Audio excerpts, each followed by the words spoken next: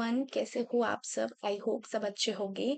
तो ऑलरेडी मेरी free series जो यूट्यूब पे चल रही है वो स्टार्ट हो चुकी है और ये मेरा चैप्टर 4 है जो मैंने अभी क्लास 12th के चैप्टर्स करवा दिए हैं और क्लास 11th के भी चैप्टर करवा दिए हैं। एंड मेरे ऐसे करके चलने वाले हैं चैप्टर सारे, जिसमें मैं आपको टॉप 50 क्वेश्चंस करवाने वाली हूँ अल्टरनेट डेज पर, सारे के सारे चैप्टर्स की, biology and chemistry all. So biology से हम स्टार्ट कर रहे हैं अभी। एंड आज के वीडियो में cell cycle and cell division पे टॉप 50 क्वेश्चंस आपको देने वाली हूँ यहाँ पर। ये questions easy to moderate level के हैं और हाँ, इन क्वेश्चंस को कौन कौन कर सकते हैं? सीयूईटी वाले बच्चे भी कर सकते हैं, बीएससी एमएससी फॉरेंसिक साइंस वाले बच्चे तो ज़रूर ही कर सकते हैं और साथ में एमएससी फॉरेंसिक साइंस वाले बच्चे भी इसे कर सकते हैं। उनके लिए भी ये यूज़फुल होने वाला है। और मैं ये आपसे प्रॉमिस करती हूँ कि ये क्वेश्चंस करने के बाद बहुत ज़्यादा बेनिफिट होने वाला है, क्योंकि इन क्वेश्चंस का लेवल सेम एनफिट लेवल का ही है। ये पूरा बेसिक टू मॉडरेट लेवल के ही क्वेश्चंस आपको दिए जाएंगे इसमें और सारे करवाए जाएंगे। तो जैसा कि मैं आपको हर वीडियो में पहले बोलती हूँ कि आप एक पेज ले लो। अगर आपकी ये चैप्टर ऑलरेडी रिवाइज्ड है, ये आपका ऑलरेडी कंप्लीट है, तो आप पेज पे पहले ही सॉल्व कर देना, देन मैं आपको आंसर्स भी दूंगी एंड साथ साथ में हम आंसर्स की एक्सप्लेनेशंस भी देखेंगे। मैं एक्सप्लेन इसलिए करती हूँ, रॉन्ग ऑप्शंस को भी एक्सप्लेन इसलिए करती हूँ, क्योंकि मैं चाहती हूँ कि आपकी एक प्रॉपर कॉन्सेप्ट बिल्ड हो जाए जो आपकी एग्जाम्स में हेल्पफुल हो। क्योंकि अगर राइट आंसर्स में से नहीं आया और वो रॉन्ग ऑप्शंस में से ही कोई आपका आंसर क्वेश्चन बनकर आया वहां पर, तो आप वो भी कर जाओ और वो आपके लिए कोई भी डिफिकल्ट ना रहे। ठीक है, तो हम पूरा लाइन बाय लाइन एनसीईआरटी के लाइनों से ही सारा चीजें देखेंगे, पूरी एनफेड लेवल की, पूरी basic to moderate, easy to moderate level की रहने वाली हैं क्वेश्चंस। तो चलो फिर हम शुरू करते हैं। ठीक है, वीडियो को लेट नहीं करते हैं। और हाँ, मैं एक और बात बता दूं अभी आपको कि वीडियो एडिटिंग के कुछ प्रॉब्लम होने की वजह से मैं यहाँ पे 20 एंड 30 के स्लॉट्स बन गए हैं। तो ये वीडियो जो है वो पार्ट 1 है cell cycle and cell division की। पार्ट 2 जो है वो नेक्स्ट आने वाली है cell cycle and cell division की, जो कि जिसमें मैं 30 क्वेश्चंस आपको करवाऊंगी। फिलहाल ये 20 क्वेश्चंस हैं जो मैं आपको करवा रही हूँ यहाँ पर। ठीक है, कुछ थोड़ा सा अपलोडिंग वगैरह में प्रॉब्लम होने की वजह से मुझे यहाँ पे स्लॉट्स बनाने पड़ गए, बट कोई बात नहीं है, हम पूरा कंप्लीट करेंगे। 50-50 क्वेश्चंस हमारा टारगेट है। ठीक है, अल्टरनेट डेज पे हम सारे चैप्टर्स को कर रहे हैं, तो हम फिर कंप्लीट करेंगे। ठीक है, चलो फिर फर्स्ट क्वेश्चन पे चलते हैं। ओके, फर्स्ट क्वेश्चन मैं आपको टाइम जरूर दूंगी, आप अच्छे से पढ़ लेना। ठीक है, फिर हम शुरू करेंगे। चलिए, the phase of the cell cycle. ठीक है, the phase of the cell cycle where DNA replication occur. DNA replication कहाँ होती है बताइए? डीएनए रेप्लिकेशन कहाँ होती है? G1 फेज पे, एस फेज में, G2 फेज में या एम फेज में? बताइए कहाँ होती है?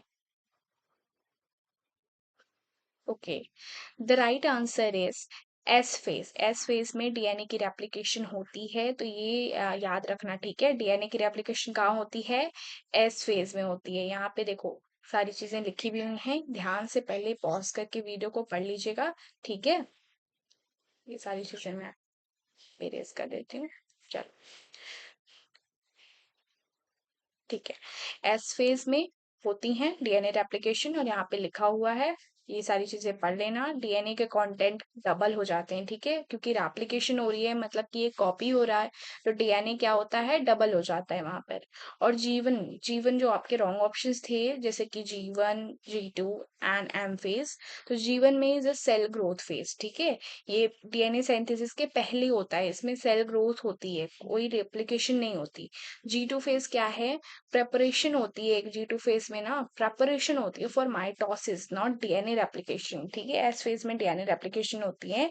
And M is a cell division, not DNA synthesis, क्योंकि ये एस फेज में डीएनए की रेप्लिकेशन हो रही है। तो जब रेप्लिकेशन हो रही है तो मीन्स डीएनए कंटेंट डबल हो रहे हैं, है ना, डीएनए की कॉपी हो रही है, तो डीएनए बन रहे हैं। बट एम फेज में सेल की डिवीजन हो रही होती है, बन नहीं रहे होते हैं। चलो फिर बढ़ते हैं आगे सेकेंड क्वेश्चन पे। Which checkpoint ensures DNA is completely replicated before mitosis? Yes, बताइए which checkpoint ensures DNA is completely replicated before mitosis? G1 checkpoint, G2 checkpoint, checkpoint या S checkpoint? Yes. Yes, the correct answer is G2 checkpoint. G2 checkpoint he DNA replication को ensure करती है is complete before mitosis. ठीक है, G2 checkpoint ही ऐसी checkpoint होती है जो डीएनए रेप्लिकेशन कंप्लीट हो गई ना, इसको इंश्योर करेंगी माइटोसिस से पहले. ठीक है, माइटोसिस से कब? माइटोसिस से पहले. चलो नेक्स्ट क्वेश्चन पे चलते हैं. Then question third, cell remain metabolically active but do not divide in. Cell metabolically तो एक्टिव है, ठीक है, बट को डिवीजन नहीं हो रही है. ठीक है, डिवीजन नहीं हो रही है. बताइए किसमें डिवीजन नहीं हो रही है? G1 फेज में, G2 फेज में, G0 फेज में या S फेज में? कौन से में रेप्लिकेशन नहीं होती सेल की, डिवाइड नहीं होती, सॉरी, नॉट रेप्लिकेशन, डिवाइड नहीं होती है? बताइए. Yes, the answer is G0 phase. G0 phase तो एक एग्जिट है ना बेटा. G0 फेज में कोई भी आपकी नहीं हो रही होती, कोई ना रेप्लिकेशन हो रही होती है ना कोई डिवीजन हो रही होती है. G0 फेज एक सिंपली, सेल्स तो मेटाबॉलिक एक्टिव होते हैं बट ये एग्जिट है साइकिल का. ठीक है, अगर किसी भी सेल को आगे के फेजेस में नहीं जाना होता तो वो एग्जिट कर लेते हैं उस साइकिल से, तो वो G0 फेज में चले जाते हैं. बट वो cells are metabolically active, okay, but not the anything, वो एग्जिट होते हैं. ठीक है, वहां पे सेल डिवीजन नहीं हो रही होती है. Then next question, question fourth, which structure form spindle fibres during cell division? Yes, cell division के टाइम पे स्पिंडल फाइबर्स की फॉर्मेशन कौन करता है? कौन सा स्ट्रक्चर स्पिंडल फाइबर फॉर्म करता है? राइबोसोम, सेंट्रियोल्स, न्यूक्लियोलस या लाइसोसोम? बताइए. Yes, the answer is centriole. Centriole he spindle fibre की फॉर्मेशन करता है. ठीक है, माइक्रोट्यूब्यूल्स हमने पढ़ा हुआ है सेल में ही ऑलरेडी, है ना, सेंट्रियोल वाला. और भी जो भी हमने कुछ पढ़ा था, सेंट्रियोल, सेंट्रोजोम वगैरह वगैरह, तो वहां पे हमने माइक्रोट्यूब्यूल, स्पिंडल फाइबर्स के बारे में छोटा सा ओवरव्यू ऑलरेडी पढ़ रखा है सेल चैप्टर में. ठीक है, तो सेल साइकिल में यहाँ पे पूछा है कि स्पिंडल फाइबर कौन फॉर्मेशन करते हैं? सेंट्रियोल्स फॉर्म करते हैं. राइबोसोम एक प्रोटीन है, सबको पता था. रॉन्ग ऑप्शंस बहुत ही ऐसे छोटे छोटे से थे, प्यारे प्यारे से, कि राइबोसोम्स तो प्रोटीन फॉर्म करती है ना, कोई स्पिंडल फॉर्म तो करती नहीं है.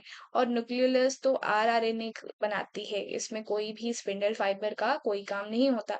एंड लाइसोसोम सबको पता है कि वो एक डाइजेस्टिव वेस्ट को वो डाइजेस्ट करते हैं, कोई भी अनवांटेड चीजों को वो डाइजेस्ट करते हैं, तो वो लाइसोसोम अलग चीज हो गई. तो यहाँ पर कौन सा आंसर आपका हो गया? सेंट्रोल्स.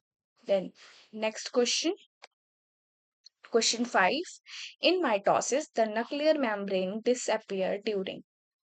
न्यूक्लियर मेम्ब्रेन डिसअपियर कब होती है? प्रोफेज में, मेटाफेज में, एनाफेज में या टीलोफेज में?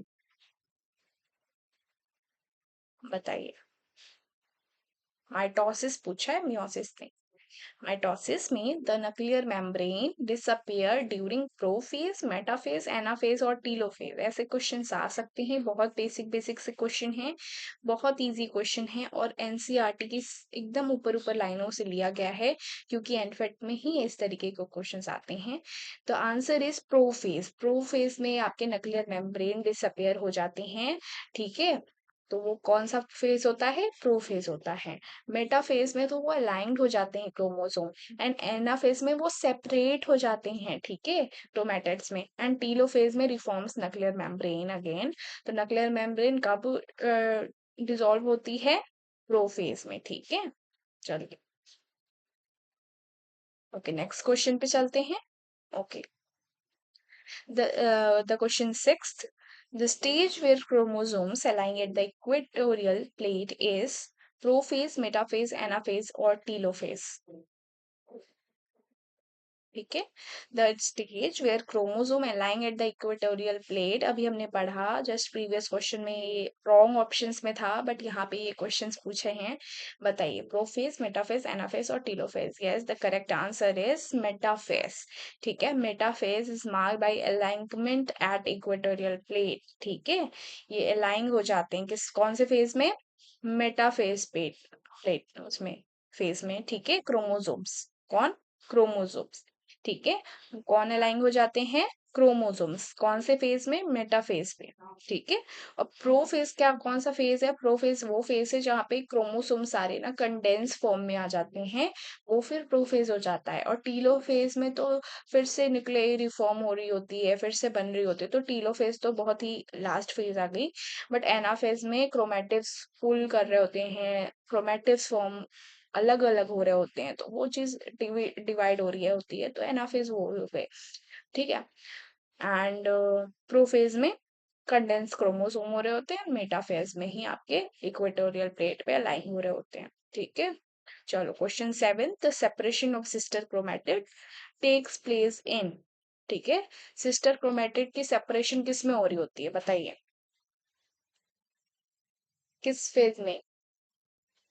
प्रोफेज, मेटाफेज, एनाफेज और टीलोफेज। जस्ट अभी हमने पढ़ा रॉन्ग ऑप्शंस में एनाफेज। एनाफेज में ही क्रोमेटिस जो होती हैं वो सेपरेट हो रही होती हैं बेटा, और मेटाफेज में तो अलाइन हो रही होती हैं, प्रोफेज में कंडेंस हो रही होती हैं। अगेन ये बहुत इंपॉर्टेंट चीजें हैं, ये सारी सेल साइकिल का पूरा बेस यार यही सारी चीजें हैं, और इनसे क्वेश्चंस आराम से पूछे जा सकते हैं। ठीक है। चलो question 8, the spindle fibre attach to centrosomes at the. बताइए स्पिंडल फाइबर क्रोमोसोम्स पे कहाँ अटैच होते हैं? सेंट्रोमियर में, टीलोमियर में, काइनेटोकोर में या क्रोमेटिन में? बहुत छोटा सा, बहुत प्यारा सा, बहुत बेसिक सा क्वेश्चन है, जल्दी जल्दी बताइए। ओके, आई होप सबने कर लिया होगा, बहुत छोटा सा बेसिक सा क्वेश्चन था, बट फिर भी मैं आपको बता दे रही हूँ, kinetochore is the correct answer. ठीक है। काइनेटोकोर्स में ही स्पिंडल फाइबर जाकर क्रोमोसोम्स के अटैच होते हैं ना, साइड साइड में काइनेटोकोर होते हैं ना। ठीक है। ठीक है। सेंट्रोमियर क्या है? सेंट्रोमियर तो होल्ड करता है क्रोमैटिड्स। ठीक है। सेंट्रोमियर बीच का पार्ट है जो दोनों क्रोमैटिड्स को साथ में होल्ड करने का काम करता है। टीलोमियर प्रोटेक्ट क्रोमोसोम एंड, तो टीलोमियर कहाँ पे होता है? क्रोमोसोम के एंड्स पे होता है ना, एंड पे होता है टीलोमियर, जो कि क्रोमोसोम के एंड को प्रोटेक्ट करने का काम करता है। एंड क्रोमैटिड सबको पता है कि it's a DNA copy, chromatid. ठीक है। तो वो चीजें अलग हो गई, बट काइनेटोकोर पे जाकर वो अटैच होता है। ठीक है। Okay, ninth question, crossing over during occurs during. Crossing over कब हो रही होती है बताइए? Mitosis prophase, meiosis 1 prophase 1, meiosis 2 prophase 2, या एनाफेज 1? कहाँ पे? बताइए कहाँ पे क्रॉसिंग ओवर हो रही होती है, जल्दी। बहुत प्यारा सा क्वेश्चन है ये भी। द राइट आंसर इज आपका meiosis 1 prophase 1। Yes, crossing over यहाँ पे, ठीक है, पैचिटीन ऑफ प्रोफेज 1 में हो रहा होता है। ठीक है। और माइटोसिस में तो कोई क्रॉसिंग ही ओवर नहीं होती है, प्रोफेज 2 भी नहीं हो रही होती है क्रॉसिंग ओवर, है ना। और एनाफेज में तो सेपरेशन हो रही होती है ना होमोलोगस क्रोमोसोम की, है ना, तो कोई क्रॉसिंग ओवर का कहाँ से आ गया यहाँ पे? ऑप्शन से सारे गलत थे। बट जो राइट आंसर है आपका वो है पैचिटीन के ऑफ प्रोफेज 1, लाइक मियोसिस 1 में आपकी जो है क्रॉसिंग ओवर हो रही होती है। Okay, next question, question 10th, chiasmata are observed in. Chiasmata कहाँ ऑब्जर्व होती है बताइए? जाइगोटीन में, पैचिटीन में, डिप्लोटीन में, या डाइकाइनेसिस? बताइए कहाँ पे ऑब्जर्व होती है? जाइगोटीन में, पैचिटीन में, डिप्लोटीन में, या diakinesis? Yes, the correct answer is diplotene. Diplotene में ही चेस्मेटा अपीयर होती हैं। ठीक है। और फिर उसके बाद वो सेपरेट होना शुरू करते हैं। ठीक है। ये सारी चीजें लिखी हुई हैं यहाँ पर, आप पॉज करके अच्छे से पढ़ लो। ठीक है। Synaptonemal complex is form during zygotene, pachytene, diplotene, diakinesis? बताइए। सिनेप्टोमल कॉम्प्लेक्स कहाँ पे फॉर्म होता है?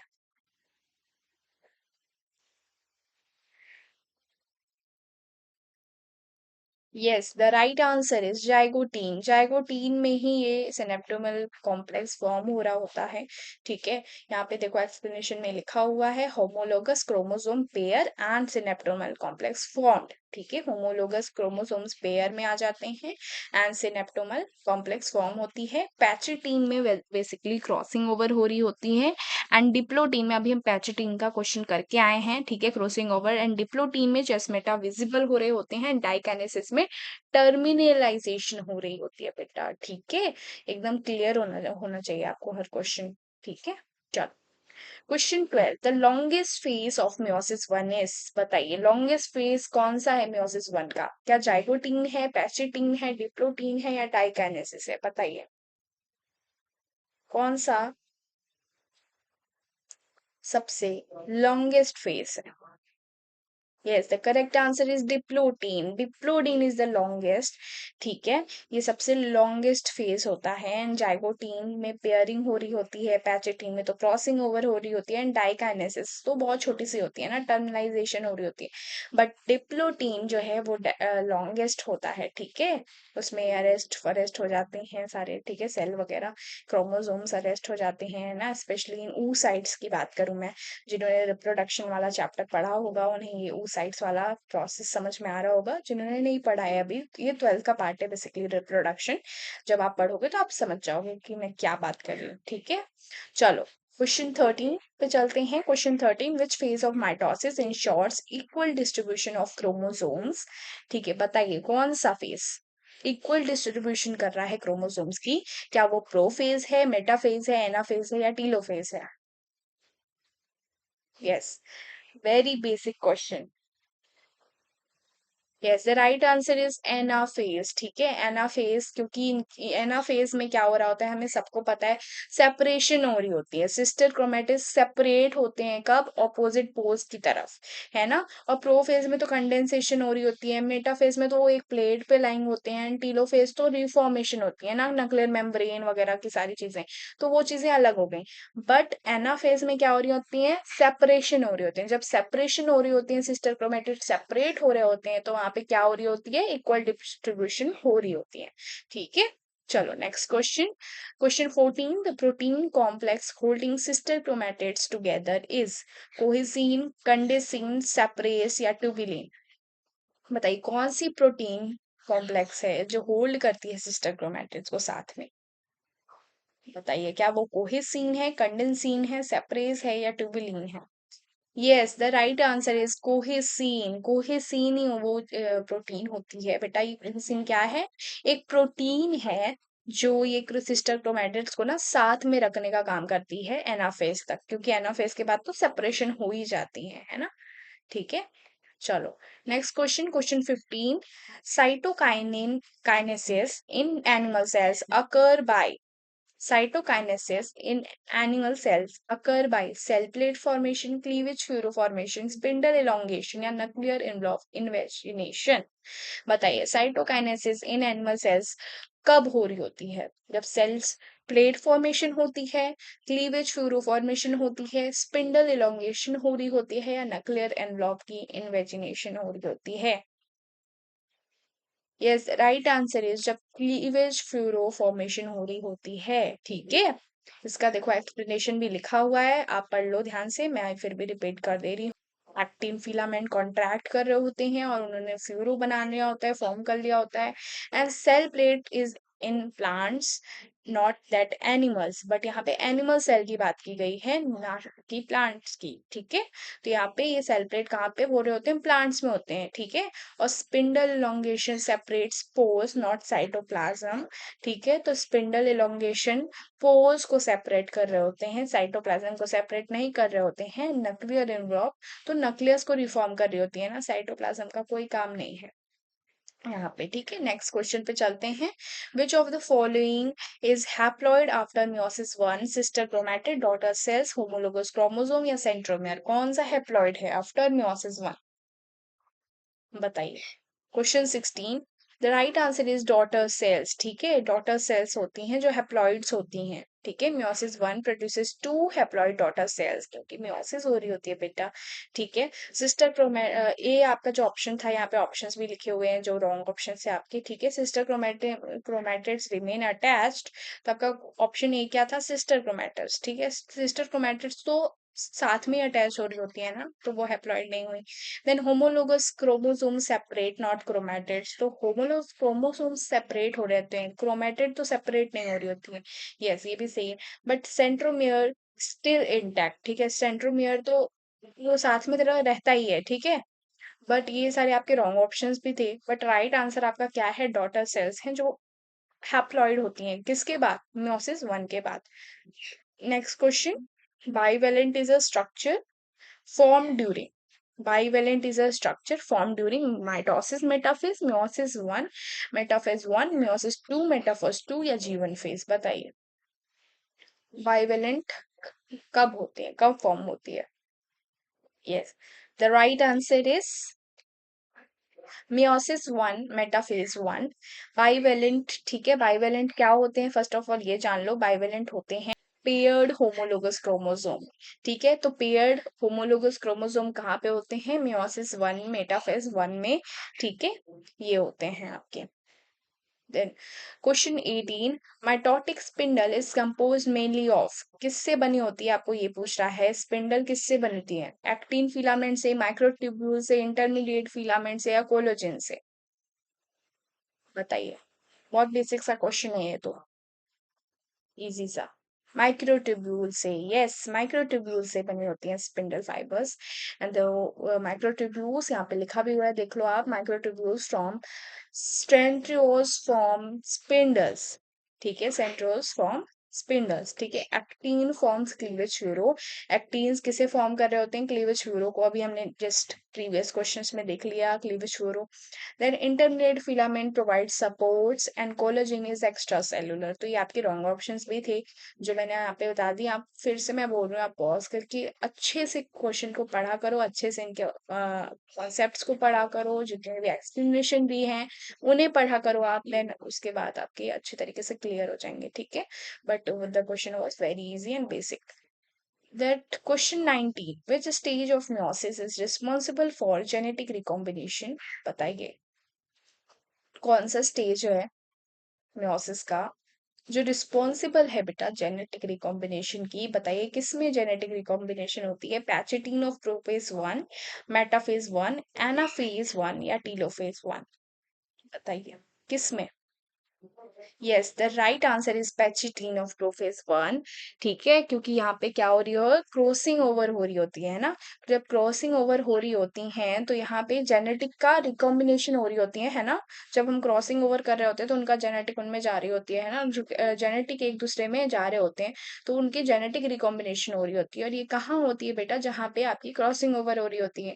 तो क्रॉसिंग ओवर कहाँ पे हो रही है बेटा, पैचिटीन ऑफ प्रोफेज 1 में हो रही है, तो ये आपका करेक्ट आंसर हो जाता है, ठीक है। चलो लास्ट क्वेश्चन पे आ रहे हैं, क्वेश्चन 20, जैसा कि मैंने आपको फिर से रिपीट कर दूं कि ये पार्ट 1 है, पार्ट 2 भी ऑलरेडी यहाँ पे डाल दिया जाएगा, ठीक है, इस वीडियो के बाद, तो पार्ट 2 भी जाकर आप देख लेना, 30 क्वेश्चन उसमें करवाए गए हैं, क्योंकि कुछ प्रॉब्लम होने की वजह से यहाँ पे 20 और 30 का स्लॉट्स मैंने बना दिया इस चैप्टर का, ठीक है। आगे हम और देखेंगे, अगर स्लॉट्स बनेंगे तो ठीक है, नहीं तो हम फिर 50-50 क्वेश्चन के जैसे एक वीडियो में पार्ट में ही करवा देते थे, पार्ट 1 में ही करवा देते थे, वैसे देख सकते हैं, या तो फिर हम इस तरीके से देखेंगे, ठीक है। तो यहाँ पे देखो 20 question, terminalisation of chiasmata occurs during, बताइए जाइगोटीन, पैचिटीन, डिप्लोटीन, डाइकाइनेसिस, यहाँ पे आंसर लिखा हुआ है ऑलरेडी, ठीक है।